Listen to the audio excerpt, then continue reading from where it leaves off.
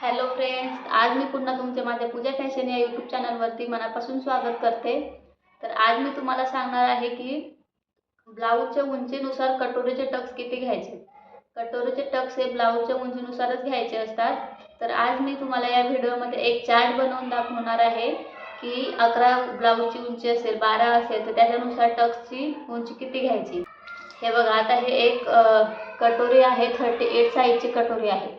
तर हे टक्स किती घ्यायचे हे आपल्याला उंचीनुसार घ्यायचे असतात। तर हे टक्स किती घ्यायचे तर हे मी तुम्हाला आज या व्हिडिओमध्ये सांगणार आहे, म्हणजे तुम्हाला कुठलाही प्रॉब्लेम येणार नाही। तर व्हिडिओ स्किप न करता पूर्ण बघा, म्हणजे तुम्हाला व्यवस्थित समजेल। आणि व्हिडिओ आवडल्यास लाईक शेअर करा।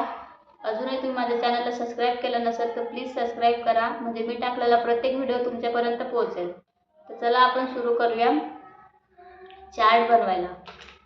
हे ब्लाऊजची उंची आहे।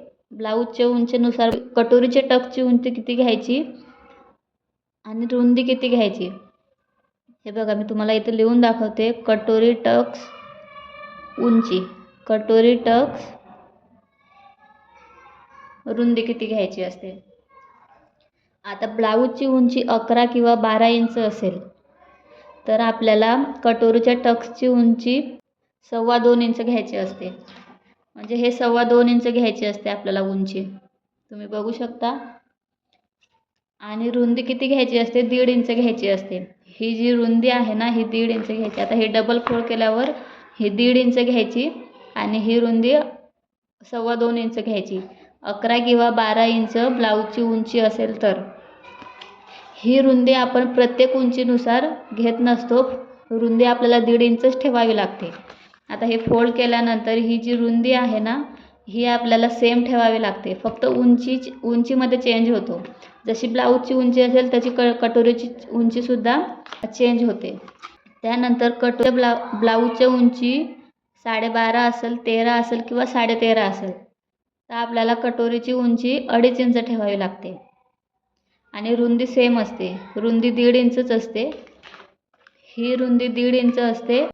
त्यानंतर 14 इंच ब्लाऊजची उंची असेल, 14 किंवा 14.5 ब्लाऊजची उंची असेल तर 2.25 इंच आपल्याला कटोरीची उंची ठेवावी लागते। ही उंची आपल्याला 2.25 इंच ठेवावी लागते जर 14 14.5 इंच ब्लाऊजची उंची असेल तर। आणि रुंदी सेम, मी तुम्हाला आधीच सांगितलं, कटोरीची रुंदी आपल्याला सेम ठेवावी लागते। त्यानंतर ब्लाऊजची उंची 15, 15.5, 16 किंवा 16.5 असेल तर आपल्याला कटोरीची उंची 3 इंच ठेवावी लागते। हे 3 इंच ठेवावी लागते। आणि रुंदी सेम, तुम्ही बघू शकता कटोरीची रुंदी सेम असते या, फक्त कटोरीची उंचीमध्ये चेंज होतो। म्हणजे कुणाची चेस्ट जशी उंची वाढेल तशी चेस्टची साईज वाढत जाते, त्याच्यामुळे आपल्याला उंचीमध्ये थोडासा अर्धा पाऊण इंच वाढवावा लागतो। तर तुम्ही बघू शकता, याचा तुम्ही स्क्रीनशॉटही काढू शकतात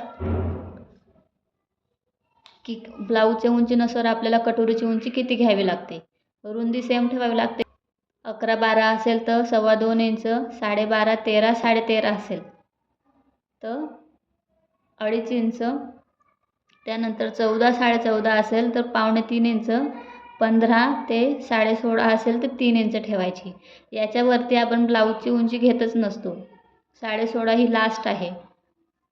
तर 16.5 पर्यंत, 15 पासून 16.5 पर्यंत ब्लाऊजची उंची असेल तर आपल्याला 3 इंच कटोरीची उंची ठेवावी लागते आणि हे सेम ठेवावे लागते।